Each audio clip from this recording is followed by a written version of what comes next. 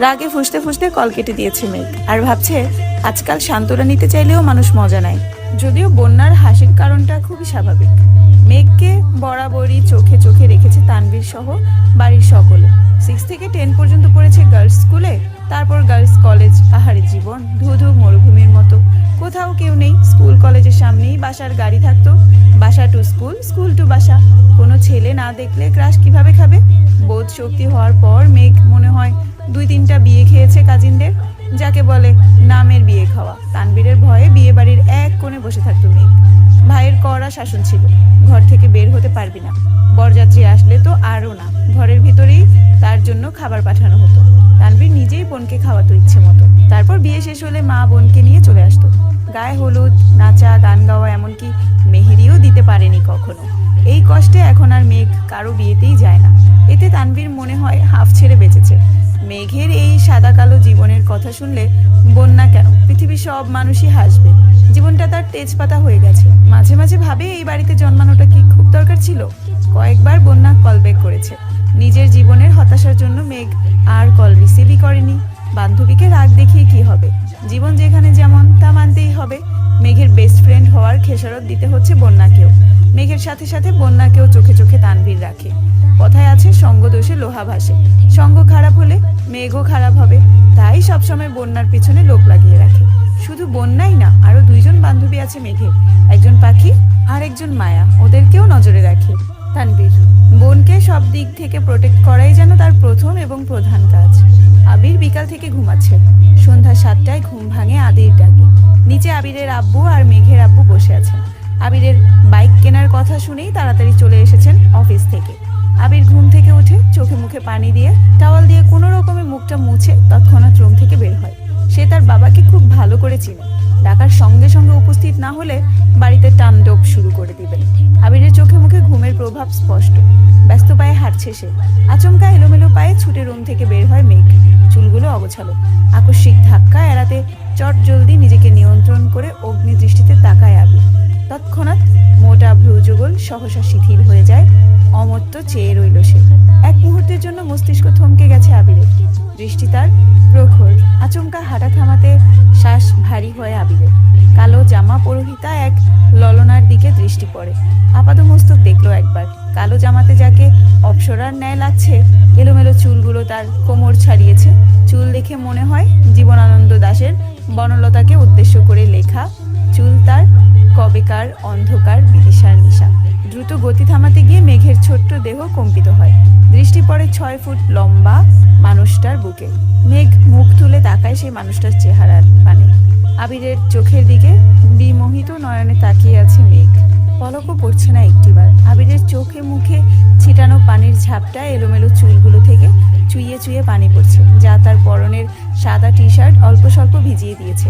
সেদিকে খেয়াল নেই আবিরের। আবির কয়েক সেকেন্ড স্তব্ধ থেকে হঠাৎ চোখ সরিয়ে পুনরায় রুদ্রমুদ্রি ধারণ করে সবেগে হাঁটা দেয় সিঁড়ির দিকে। পিছন থেকে অষ্টাদশীর কোমল কণ্ঠে ডাক শুনে থমকে দাঁড়ায় আবির, তবে পিছনে তাকানোর প্রয়োজন মনে করেনি সে। মেঘ ভয়ার্থ কণ্ঠে বলে, থ্যাংক ইউ আবির ভাই। আবির শুনল কি না কে জানে। এক মুহূর্ত দাঁড়িয়ে যথারীতি ব্যস্ত ভঙ্গিতে নিচে নেমে যায়। মেঘ ঠায় দাঁড়িয়ে আছে দরজার সামনে, থরথর করে কাঁপছে। মেঘের হাত পা, মেঘের মনে হচ্ছে ভো ভো করে ঘুরছে সমগ্র পৃথিবী। কেন জানি দাঁড়িয়ে থাকার শক্তি পাচ্ছে না মেয়েটা। নিজেকে নিয়ন্ত্রণ করতে তাড়াতাড়ি দেয়ালে ঠেস দিয়ে দাঁড়িয়েছে।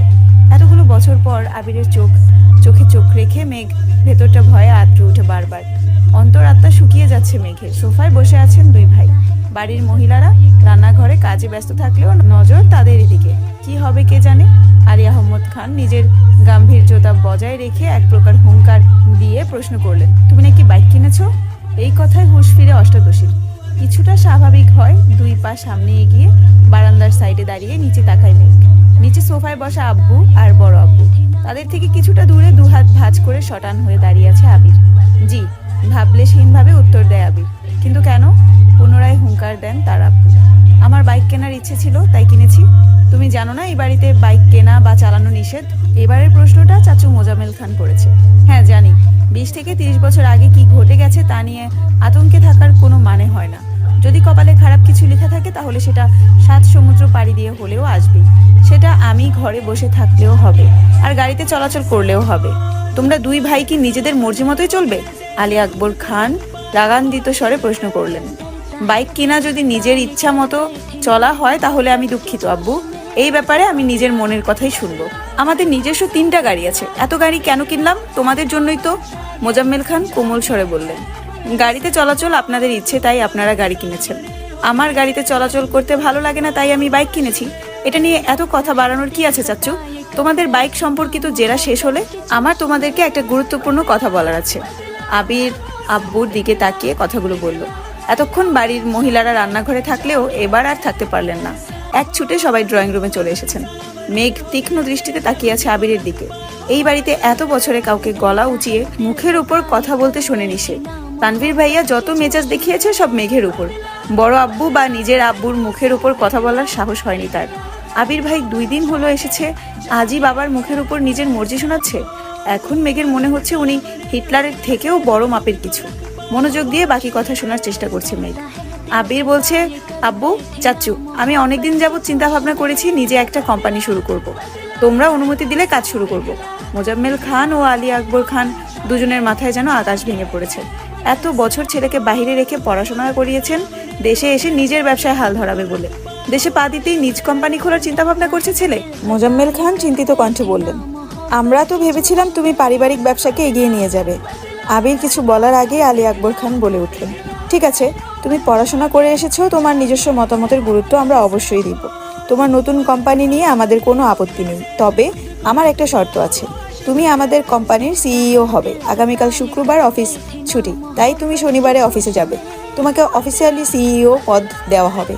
তারপর তুমি আমাদের অফিস সামলে যদি নতুন কোম্পানি শুরু করে প্রতিষ্ঠিত হতে পারো, তাতে আমাদের কোনো আপত্তি নেই। বেস্ট অফ লাক মাই বয়।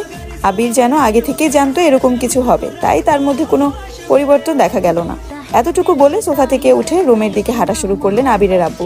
কয়েক কদম এগিয়ে আবার দাঁড়িয়ে আবিরের দিকে তাকিয়ে রুদ্ধ কণ্ঠে বললেন, আমরা কোম্পানি সামলানোর জন্য সারা জীবন থাকবো না, তোমাদেরকেই দায়িত্ব নিতে হবে। তুমি না পারলে তোমার প্রাণপ্রিয় ভাই তানবীরকে বলো রাজনীতি ছেড়ে ব্যবসায় আসতে, তারপর তুমি তোমার মতো নিজে কোম্পানি খুলতে থাকো। আবির চোয়াল শক্ত করে বাবার দিকে তাকিয়ে বলে উঠল, তানবীর রাজনীতিই করবে, ওর মাথায় ব্যবসা ঢুকানোর কোনো দরকার নেই। শনিবারেই অফিসে আসবো আমি একাই সব সামলাতে পারবো। তোমরা দয়া করে তানবীরকে মুক্তি দাও।